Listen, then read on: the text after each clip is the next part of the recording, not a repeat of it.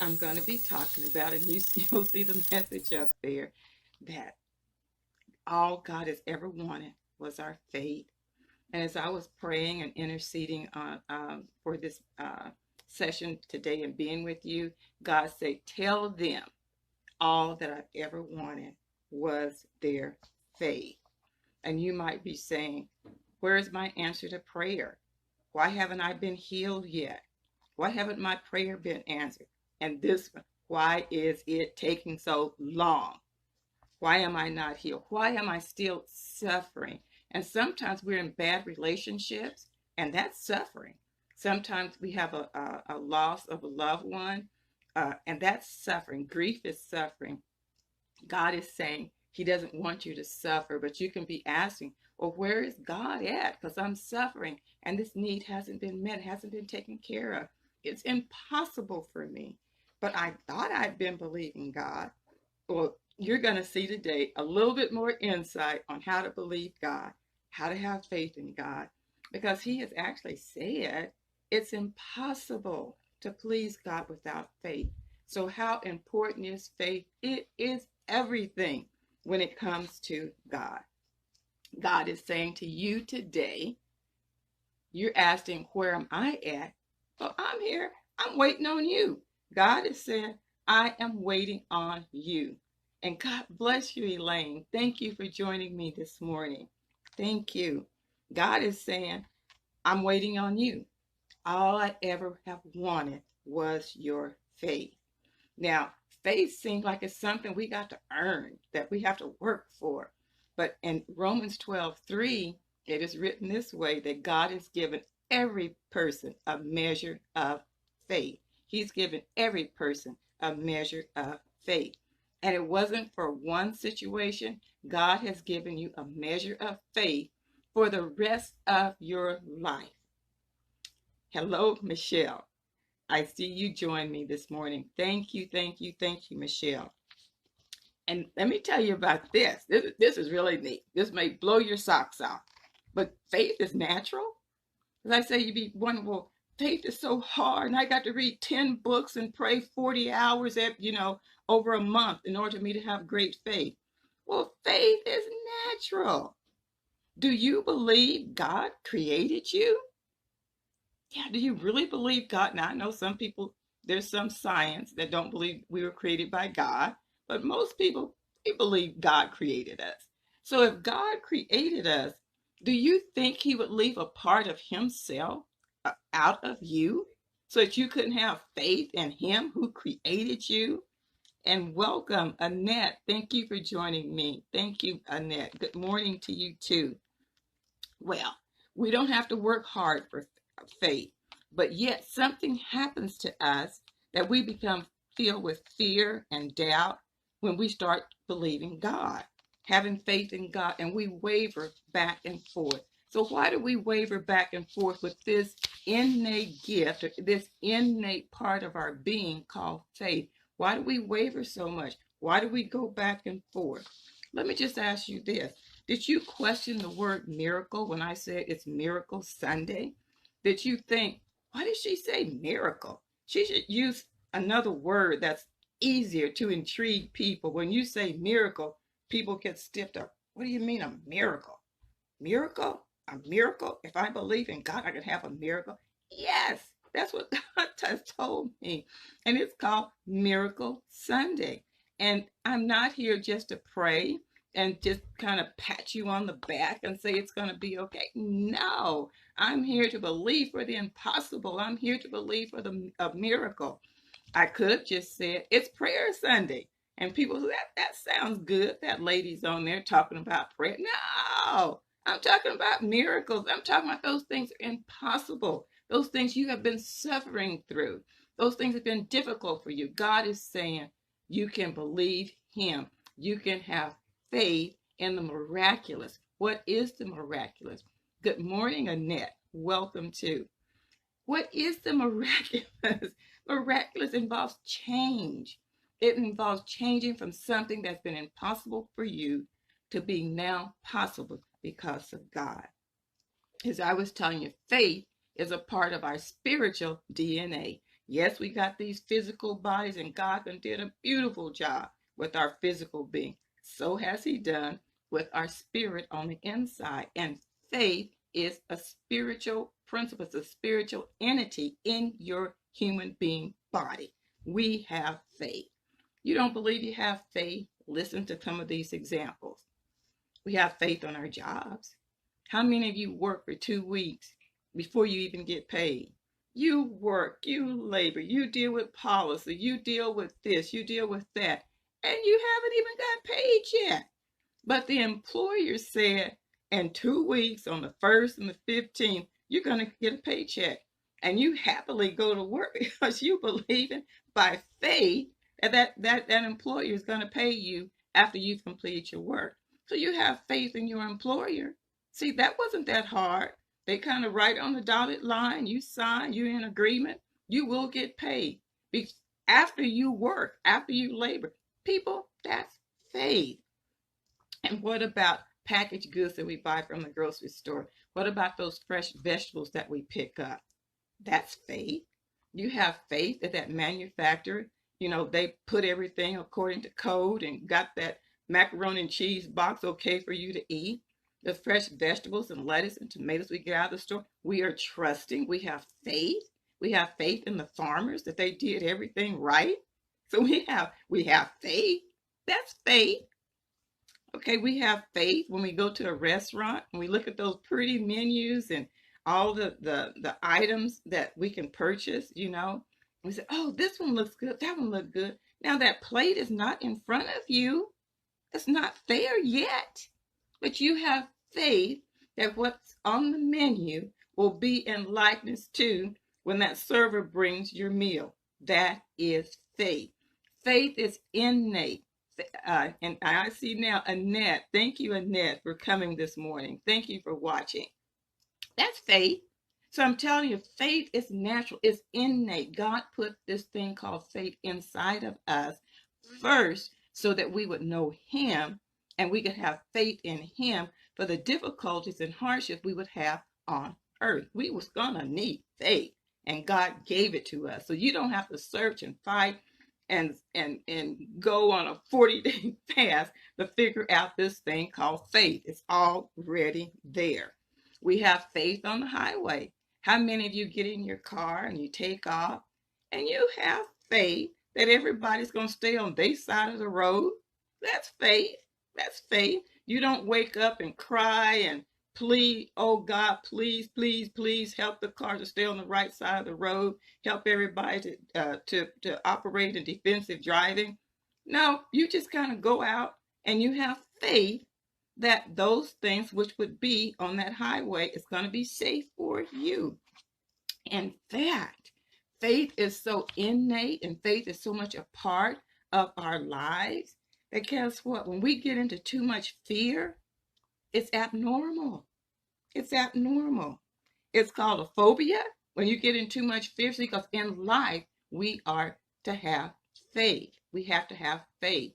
I have faith in this chair I'm sitting in. I didn't check it out and turn it upside down this morning. I had faith that this chair was going to hold me up. So if I was fearful and nervous just to sit in this chair, they said, hey, Dorothy, that's abnormal. That's abnormal. You can't have faith in those things. A phobia, paranoia, social anxieties. That's when we have too much fear, and it's called abnormal. This life is one of faith, and I believe also of love. So yet, with all of this faith going on day by day in our everyday activity, why do we struggle to have faith in God? Why do we struggle to have faith in God? We can't see Him, but you couldn't see those things beforehand that I told you about, those examples in life. Yes, He is an invisible God, but so are ordering our from a menu, or ordering pizza on the phone, and a young man comes and brings the pizza.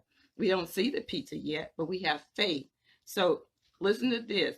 When you were created by God, God would not leave Himself out of you. Where's the struggle comes from? You didn't just wake up one day and didn't have faith in God. No, life don't happen that way. You didn't wake up this Sunday morning and say, oh, I've always had faith in God, but now I don't have faith. You have to unlearn your innate faith in God. God put it in you. He said he gave everyone a measure of faith, and that faith is for the rest of your life. So when you didn't just happen to wake up and have no faith in God. You had to unlearn. You had to actually unlearn your faith in God. You had to condition yourself away from faith in God. You had to listen to others doubt God. Remember some of those conversations? You had to listen to other people doubt God. You had to listen to others say, you can't believe God for those type of for that answer to prayer. That's outside of that's talking about miracles. You can't believe God like that. God doesn't answer those kinds of prayers. That's too much. You can do a little bit, but you can't do all of that with God. Then you choose. Yeah, I'm putting responsibility back on you and me, where we choose to have fear, worry, and doubt, and not faith in God. See, fear, worry, and doubt, that was not given to us by God. We have to unlearn. We have to walk away from faith in God. And then the thoughts in our head will back up our fears, worry, anxiety. You're going to get a lot of things that'll come along. Once you start doubting God, wavering back and forth, you're going to get a lot that says in your head, no, don't believe that. Don't listen to that. That's not within your religion. That's not what you've been taught. That's not what your parents believe. That's not what the school system told you. You're going to get everything to reinforce fear, worry, and anxiety. Now, Hebrews 11:1, you probably have heard this one a few times. It says, now faith is the substance of things hoped for and the evidence of things not seen. There goes that invisible realm of spirit that's like God. Having faith in God, that's having complete trust, having complete confidence in God, in Him. Faith is having a strong belief in God, trust, a conviction that God is true. Okay, what is faith? Those are faith. How do you have faith in God? Believing those things by faith of this invisible God. God bless you, Gloria. Gloria's from Texas. God bless you for joining me this morning. And Kelvin. I believe Kelvin is in Florida, I believe. God bless you there too. So now that's having faith in God. Remember I said you have to unlearn faith because it was innate. It was given to you. So how did you unlearn faith? Now I'm going to tell you how you can exercise faith, how you can get back into that which God given you since the very beginning of your life here on earth. He gave you to have faith in Him. Okay. How do you exercise faith in God? You will do what faith says and not your fears and doubts. And James 1:20 says, faith without works is dead. Faith moves. Faith does something. You can acknowledge, I have faith in God. You can say, I believe for healing. You can say, I believe for a financial miracle. You can say, I believe peace will come to this troubled relationship. You can say that, but then what are you going to do? Faith does something. And I got a couple of people in the Bible I'm going to tell you about. So you can look and say, that's what faith does. Faith moves. Faith moves. James said faith without works is dead. So it means faith has to be acted upon. In Mark 12 and verse 42 begins the story about this poor widow lady. You probably have heard her. She exercised faith.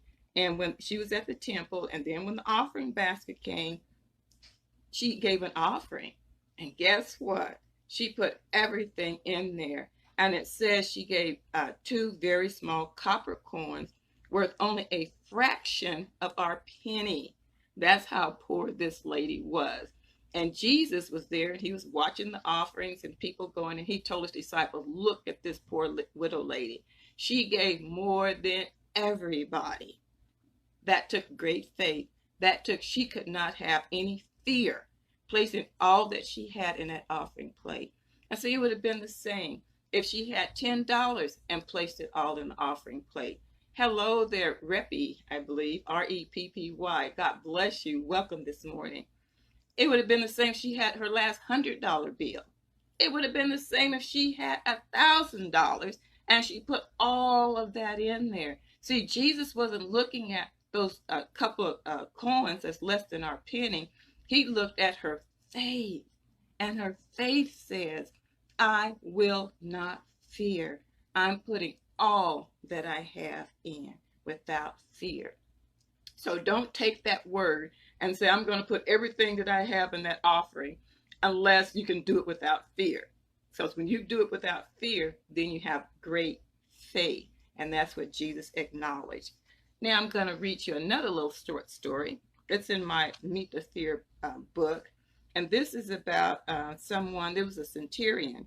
And it's in it's in Matthew chapter 8, verses 5 through 10. I kind of paraphrase it a little bit here.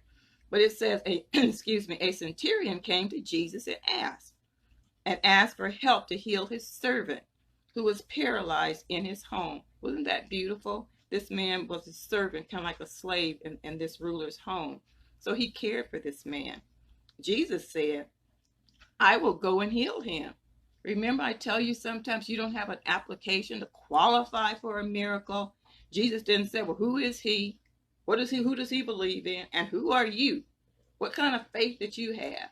What kind of religion, I should say, do you have?